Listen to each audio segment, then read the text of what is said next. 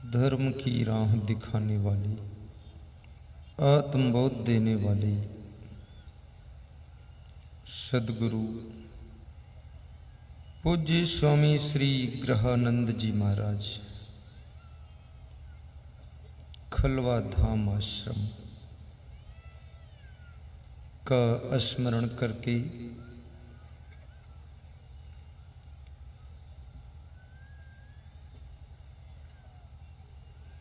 क्षमा के मंदिर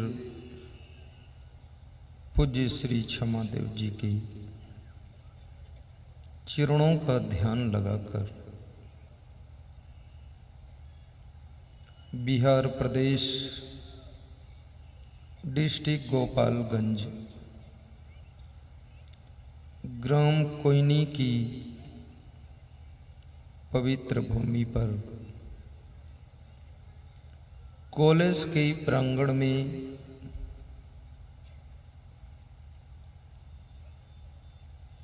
जीवन परिवर्तन दुख निवारण के लिए हम और आप सुखद सत्संग कथा में प्रवेश करेंगे।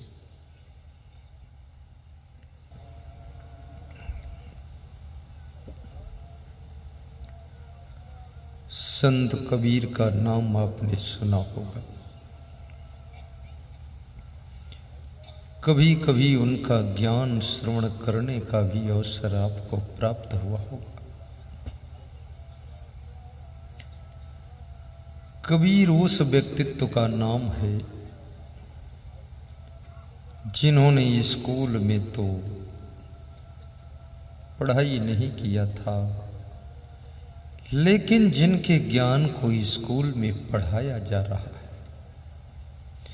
जिसने खुद स्कूल में न पढ़ा हो और उसको स्कूल में पढ़ा जा रहा हो, वो कोई साधारण इंसान नहीं होगा, वो कोई अवतारी पुरुष ही होगा जो स्कूल में खुद गया नहीं और उसका ज्ञान स्कूल में पढ़ाया जा रहा है। उस महान संत का नाम कबीर साहिब है।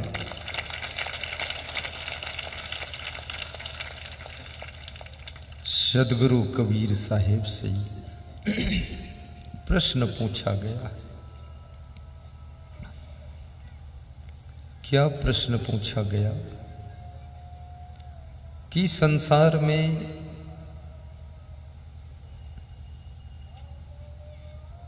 ये मनुष्य जीवन पाने के पश्चात बचपन जिसको अज्ञान कहते हैं, अनजान कहते हैं, तो बचपन में जितना मनुष्य खुश रहता है, हंसता है, किलकारियां मारता है, खेलता है, उछलता है, कूदता है, मस्ती में रहता है, लेकिन वो बचपन एक अज्ञान अवस्था है। परंतु जब मनुष्य जवान हो जाता है और जवानी में लोग कहते हैं कि अब इसने होश संभाल लिया है, और ये भी कहते हैं लोग कि अब ये बड़े हो गए हैं, और ये भी कहते हैं लोग अब ये समझदार हो गए हैं, और ये भी कहते हैं लोग अब इन्होंने बहुत ऊंची शिक्षा भी प्राप्त कर लिया है।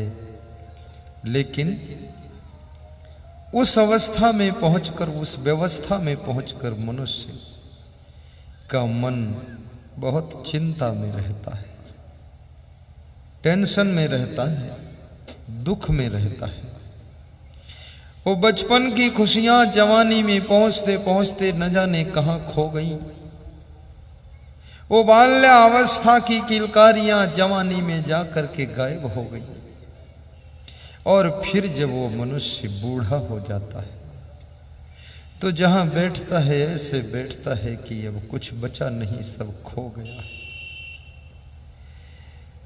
बड़ा दुखी मन है, चित्त उदास है,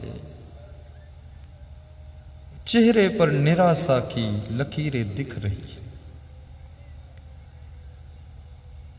शरीर में भी बीमारियां बहुत हैं, पारिवारिक उलझने भी बहुत हैं, और समस्याओं ने चारों तरफ से घेर रखा है। बुढ़ापा घोर चिंता की ज्वाला में जलता रहता है। तो कबीर से प्रश्न पूछा गया कि ये मनुष्य जो बचपन में खुश रहता था वो जवानी में खुश नहीं रह पाता है, जो जवानी में कभी कभी हंस लेता था वो बुढ़ापे में हंस नहीं पाता है, और बुढ़ापे में कभी कभी थोड़ा अच्छी बातें करता था, लेकिन वो व्यक्ति मरते समय प्रसन्न होकर मर नहीं पाता है। ज्यादातर लोगों का जन्म रोते रोते होता है। ज्यादातर क्या, सभी का, प्रायः सबके सब, प्रायः भी नहीं, सब टोटल। मनुष्य का बच्चा रो रो कर जन्म लेता है और जन्म लेते समय रोता है, और जो जन्म लेते समय रो रहा है फिर वो जिंदगी भर किसी न किसी कारण रोता रहता है, क्योंकि उसके जीवन की शुरुआत रोने से हुई है। जिंदगी का श्री गणेश रोने से हुआ है, रोने से स्टार्टिंग हुई है। अब कहते हैं जिसका श्री गणेश ही बिगड़ जाए, शुरुआत ही बिगड़ जाए, दुकान की बोहनी ही बिगड़ जाए, तो फिर जिंदगी कैसे बनेगी। पूरी जिंदगी रोते रोते ही बीत जाती है। रोने के कारण बदल जाते हैं लेकिन रोना रहता है, रोने के ढंग बदल जाते हैं पर रोना होता रहता है, रोने का तरीका बदल जाता है लेकिन रोना बंद नहीं होता है, रोना जारी रहता है।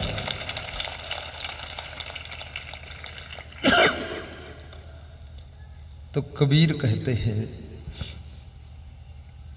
कबीर जब हम पैदा हुए जग हंसे हम रोए। आहा,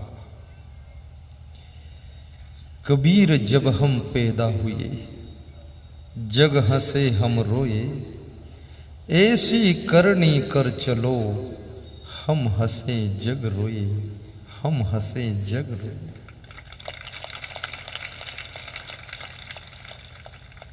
बड़ी गहरी बात कबीर ने कहा। बाबू कबीर कहते हैं कि जब हम पैदा होते हैं तो हम रोते हैं, और संसार के लोग हंसते हैं, घर के लोग हंसते हैं, परिवार के लोग खुशी मनाते हैं, ढोल बजाते कि हमारे घर में एक संतान पैदा हुई, अब वंश चलेगा, दिया जलेगा, आंगन खिलेगा। लेकिन कबीर कहते हैं जब हम पैदा हुए जग हंसे हम रोए, पर ऐसी करनी कर चलो, ऐसे कर्म करो, ऐसा स्वभाव बनाओ, ऐसी वाणी बोलो, ऐसा आचरण जियो और ऐसा खान पान रखो और ऐसा प्रबंधन करो, मैनेजमेंट ऐसा करो, और इस दुनिया में कुछ ऐसा कर जाओ कि जब तुम दुनिया से जाओ तो तुम हंसते हंसते विदा हो जाओ, लेकिन दुनिया तुम्हारे वियोग में रोती रहे कि मेरे हाथ से एक बहुत अच्छा आदमी चला गया। ऐसी जिंदगी, जिंदगी ऐसी बना जिंदा रहे दिल साद तू। ओह, गाइए विधायक जी। और जिंदगी ऐसी बना जिंदा रहे दिल साद तू,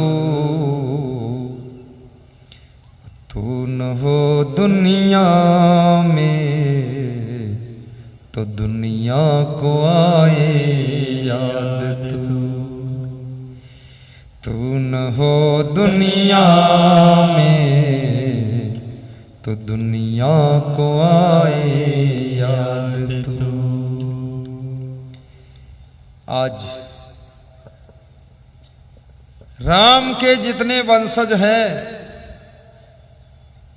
आपसे पूछूं कि राम के वंशजों में, राम के पूर्वजों में आप 10 नाम बताओ, तो आप नहीं बता सको। राजा इक्ष्वाकु हुए, अज हुए, रघु हुए, दिलीप हुए, भागीरथ हुए। राम के बाद लौकुश हुए, दशरथ हुए। लेकिन राम के नाम से दशरथ को जाना जाता है और राम के नाम से उनके पूरे वंशज और पूर्वज को भी जाना जाता है।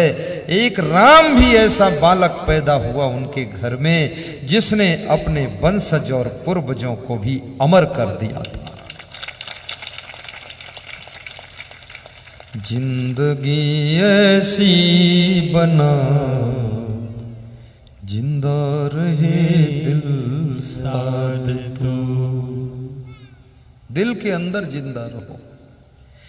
ये पृथ्वी पर तो बहुत लोग जिंदा हैं, कीड़े मकोड़े भी जिंदा हैं, हाथी घोड़े भी जिंदा हैं, और इस पृथ्वी के ऊपर सारे प्राणी जिंदा हैं। नभचर, जलचर, थलचर सब प्राणी जिंदा हैं, लेकिन जो दिलों में जिंदा रहे उसी को वास्तव में जिंदा कहा जाता है। अन्यथा जिंदा रहते हुए भी वो मुर्दा ही होता है।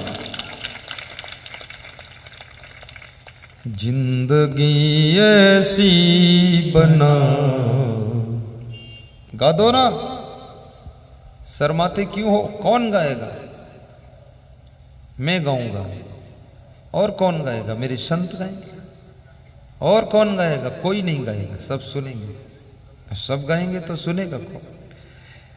तुम सुनो, हम गाएं। हाँ बाबा बोलो मेरी तर्ज में। जिंदगी ऐसी बना जिंदा रहे दिल साथ तू। बाहर जगह बनाना आसान होता है, शहर में भी घर बनाना आसान है, गांव में भी घर बनाना आसान है, रोड पे घर बनाना आसान, मेन रोड पे भी बनाना आसान, खेत में भी बनाना आसान है, और दूसरे की जमीन में भी घर बना लेना आसान है। लेकिन सबके दिलों में अपना घर बना लेना ये बहुत बड़ी साधना का काम है। जिंदगी ऐसी बना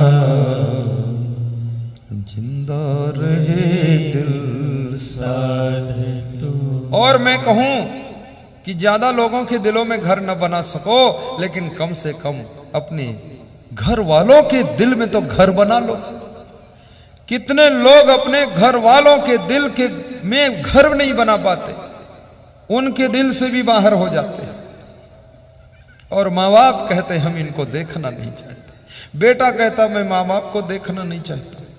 अरे तो किसको देखोगे? कुत्ते बिल्ली को देखोगे? क्यों नहीं देखना चाहते? क्या बात है?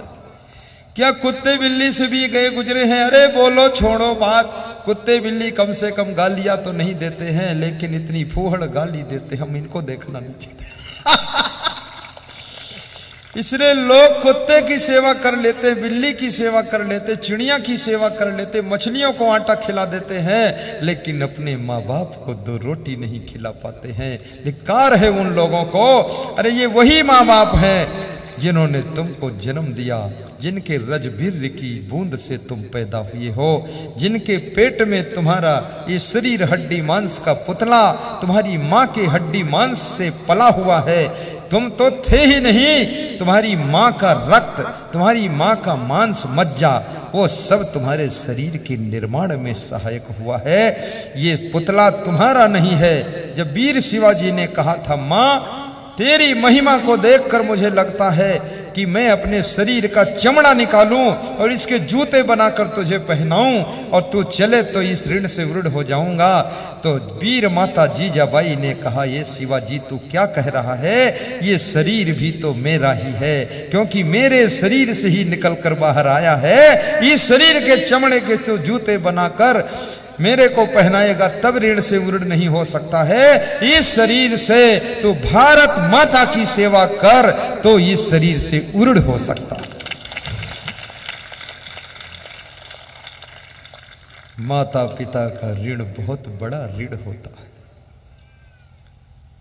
अब तो सबसे बड़ा ऋण तो बैंक का ऋण चल रहा। इतना ऋण है, इतना कर्जा है, इतना लोन है कि सब्जी में लोन डालने की जरूरत ही नहीं है, पूरा बैंक का लोन भरा हुआ। और याद रखना, बिना लोन के ऋण को इंग्लिश में लोन कहते हैं, यही कहते हैं ना विधायक जी? बता देना, मैं इंग्लिश कम जानता हूं, इंग्लिश में लोन कहते हैं। और लोन अगर सब्जी में न पड़ा हो, लोन दाल में न पड़ा हो, लोन टमाटर में न पड़ा हो, तो उसका भी स्वाद नहीं आता है। इसलिए जिंदगी में याद रखना, माँ का भी लोन है, कुछ पिता का लोन है, कुछ इस देश की धरती का लोन है, और कुछ हमारे क्या याद रखना, भारत माता का भी लोन है, और बैंक का भी लोन है बहुत लोगों के ऊपर। सारा लोन चुकाइए, सब ऋण से उर्ण हो जाइए। इसके लिए अपने कर्मों को बदल दीजिए, आचरण को बदल दीजिए। ये जीवन परिवर्तन का और दुख निवारण का कार्यक्रम है, सुखद सत्संग कथा। तो जिंदगी ऐसी बना, जिंदा रहे दिल साथ तो, जिंदगी ऐसी बना, जिंदा रहे दिल साथ तो। तू न हो दुनिया में, एक दिन न तुम रहोगे न हम रहे। तू न हो दुनिया में, तो दुनिया को आए याद, तू दुनिया को आए याद।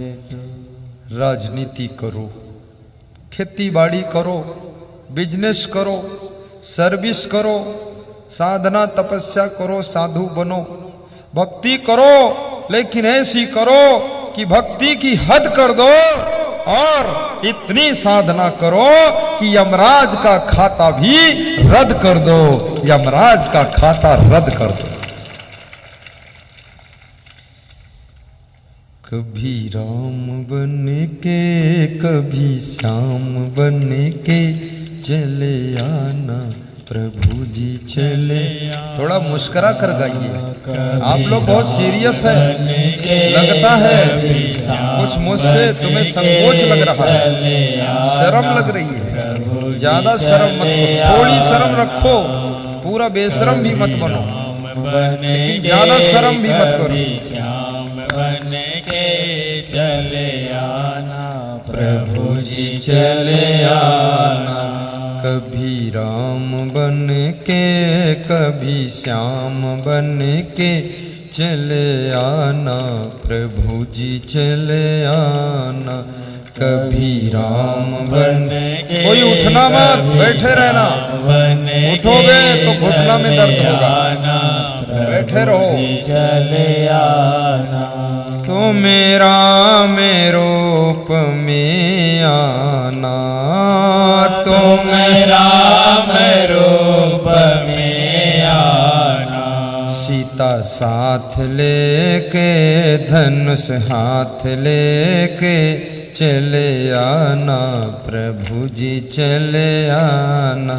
सीता साथ लेके, धनुष हाथ लेके चले आना प्रभु जी चले आना। कबीर बन के, महावीर बन के चले आना प्रभु जी चले आना। कबीर बन के, बहुत सुंदर, बड़ी अच्छी आवाज, चले जोर से आना प्रभु जी चले आना। तुम्हें गणपति रूप में आना, तुम्हें गणपति रूप में आना। रिद्धि साथ लेके, सिद्धि साथ लेके चले आना प्रभु जी चले आना। कभी राम बन के कभी श्याम बहुत सुंदर आवाज है, आप भी गा सकते हो। प्रभु जी चले आना। कभी राम बन के कभी श्याम बन के चले आना। प्रभु जी चले आना। तुम्हें क्षमा रूप में आना। तुम्हें क्षमा रूप में आना। ज्ञान साथ लेके ध्यान साथ लेके चले आना। प्रभु जी चले आना। ज्ञान साथ लेके ज्ञान साथ लेके चले आना। प्रभु जी चले आना। कभी राम बन के कभी श्याम बन के चले आना। प्रभु जी चले आना। कभी राम बन के कभी श्याम बन के चले आना। प्रभु जी चले आना। बोलिए सदगुरु कबीर साहेब की जय। संत कबीर कहते हैं, मनुष्य एक बुद्धिमान प्राणी है, लेकिन बुद्धिमानी से केवल धन कमा सकता है, धन्य नहीं हो सकता है। जब इसकी बुद्धि में विवेक पैदा होगा, सोना तो सोना है, लेकिन सोना गले का हार तब बनता है जब किसी सुनार के घर पहुंचता है, जौहरी के पहुंचता है द्वार, तब सोना बनता है गले का हार। जब सोना गले का हार बनता है तो जब कोई महिला उसे पहनती है तो उस हार को लोग देख करके खुश होते हैं। याद रखना, बुद्धिमानी होना तो सोना है, लेकिन अगर इसे गले का हार बनाना है, तुम बुद्धिमान हो तो समझ लो तुम्हारे पास में सोना है, लेकिन इस सोना को गले का हार बनाना है कि हर व्यक्ति आपको लेना चाहे, अपनाना चाहे, अपना बनाना चाहे, तो इसके लिए आपको कोई सदगुरु रूपी सुनार के पास में, महान संत रूपी जौहरी के पास में जाना पड़ेगा। वो तुम्हारी बुद्धि में विवेक जागृत कर देगा तो तुम्हारी बुद्धि विवेक पूर्ण हो जाएगी। और जिनकी बुद्धि विवेक पूर्ण होती है उन्हें राम कहते हैं, उन्हें कृष्ण कहते हैं, उन्हें कबीर कहते हैं, महावीर कहते हैं, बुद्ध कहते हैं, जिनकी बुद्धि में विवेक जागृत होता है। और जिनके पास में बुद्धि तो है लेकिन बुद्धि में विवेक नहीं है, उन्हें रावण कहते हैं, उन्हें कंस कहते हैं, उन्हें दुर्योधन कहते हैं, उन्हें हिरण्याकश्यप भी कहते हैं। बुद्धि तो बहुत थी रावण के पास, चोर के पास बुद्धि बहुत होती है। तुम्हारा सामान रखते हो और बचा नहीं पाते हो, चोर चुरा ले जाता है। आखिर बुद्धि उसकी कितनी पैनी है। और गुरु के चरणों में सबकी कुछ न कुछ देने की इच्छा है, और गुरु को दान देना, धन देना, दक्षिणा देना, फूल देना, माला देना, लेकिन ये सब देना, सामान देना, कंबल देना, चादर देना, सब देना, लेकिन इसके साथ साथ एक चीज और देना, वो चीज देना मत भूलना, और वही चीज आवश्यक देना, और वही चीज मेन है जो देना है, उसका नाम है कि आपका जो अवगुण है, जो बुरी आदत है, वो गुरु के चरणों में भेंट चढ़ा देना, वो भेंट कर देना। और अवगुणों की तो किसी के पास कमी नहीं है, सबके पास में अवगुणों का लंबा चौड़ा स्टॉक है। मेरा अवगुण भरा शरीर प्रभु कैसे तारोगे? एक भक्त भगवान से कहता है, हे प्रभु मेरे अंदर सब अवगुण ही अवगुण भरे हैं, आप हमको तारोगे कैसे? उस भक्त को संदेह हो रहा है कि भगवान भी हार सकता है, इतना अवगुणी आदमी हो कैसे तारोगे, उसे संदेह है। लेकिन याद रखना, एक छोटी सी सुई, लोहे की सुई, स्टील की, उसको तुम पानी में डालो, डूब जाती है। डूब जाती कि नहीं डूब जाती? वो सुई का वजन कितना होगा? ज्यादा से ज्यादा होगा, ज्यादा से ज्यादा 5 ग्राम 10 ग्राम होगा, 1 तोला होगा। 1 तोला वजन सुई, लोहे की सुई पानी में डालो, डूब जाती है। लेकिन 100 कुंटल लोहा, 1000 कुंटल लोहा नाव में रख लो, जल जहाज पे रख लो, तो वो नहीं डूबता है, वो पार हो जाता है। 5 ग्राम की सुई डूब जाती है पानी में, 1000 कुंटल लोहा भी जल जहाज में पार हो जाता है। याद रखना, गुरु के ज्ञान जहाज पर बैठ जाना तो तुम भी भवसागर से पार हो जाओगे।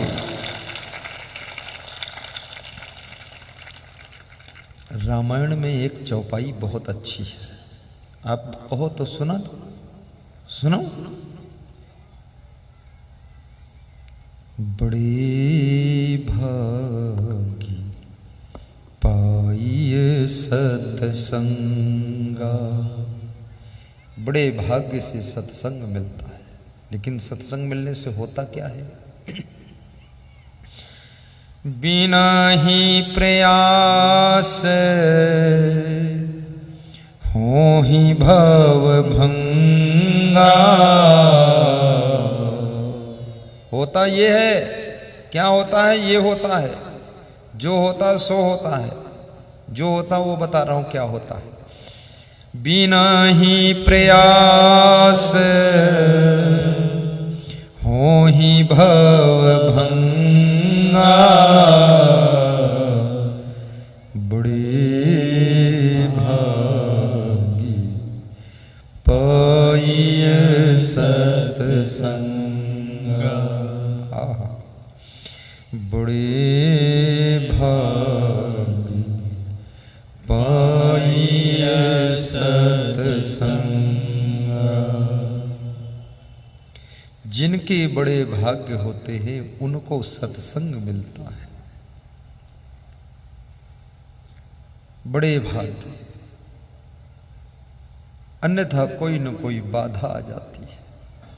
1 महीने से सोच रहे थे कोई नहीं जाऊंगा, कोई नहीं जाऊंगा, 1 नवंबर को जाऊंगा। लेकिन जब 1 नवंबर आया तो पत्नी बीमार पड़ गई, अस्पताल चले गए।